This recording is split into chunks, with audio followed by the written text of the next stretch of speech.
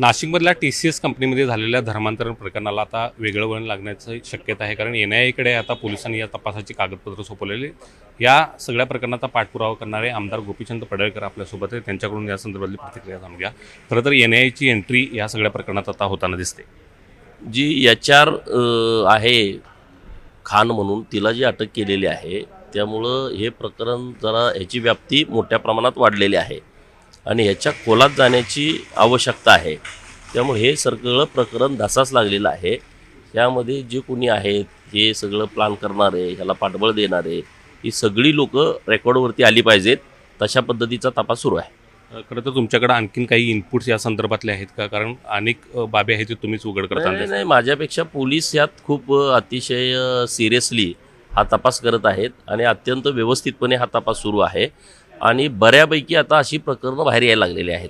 काल पुण्यामध्ये पण असंच एक प्रकरण घडलं आहे, जे आपल्या चॅनेलच्या समोर आलेलं नाही, परंतु एक कॉर्पोरेट कंपनीमध्ये काम करणारी मुलीच्या संदर्भातला हा विषय आहे.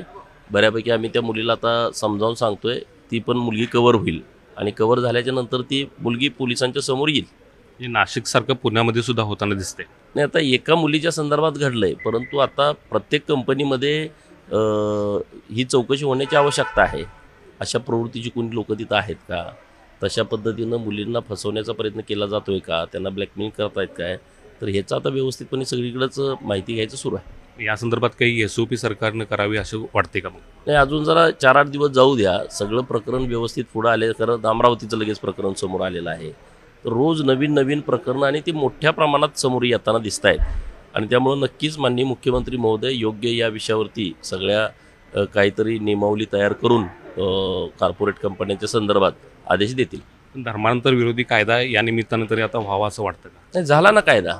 मागच्या अधिवेशनामध्ये माननीय मुख्यमंत्री महोदय यांच्या नेतृत्वामध्ये धर्म स्वतंत्र 2026 नावाचा कायदा हा दोन्ही सभागृहामध्ये पारित झाला आहे. त्याची अंमलबजावणी आता सुरू होईल.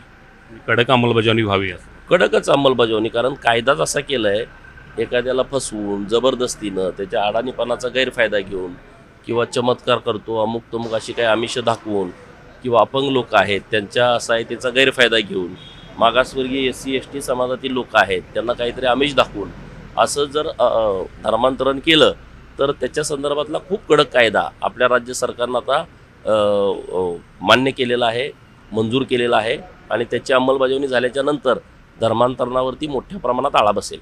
खरं तर परतवाड्याच्या प्रकरणाचा सुद्धा तुम्ही उल्लेख केला यामध्ये. मात्र तिथं पोलिसच आहे ते त्या आरोपींच्या सोबत वाढदिवसाचं सेलिब्रेशन करताना दिसून येते. सगळं येणार त्यामध्ये, काही राहणार नाही. 180 व्हिडिओ मुलींचे आलेले आहेत समोर.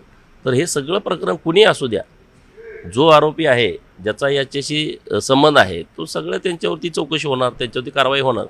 तो कोणी त्यामधनं वाचू शकत नाही.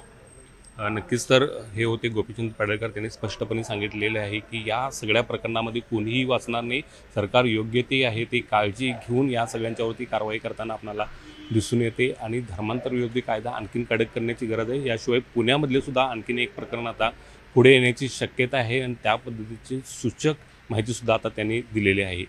Journalist Sandeep Patil, Dnyaneshwar Salunkhe, news 18 Marathi, Kolhapur.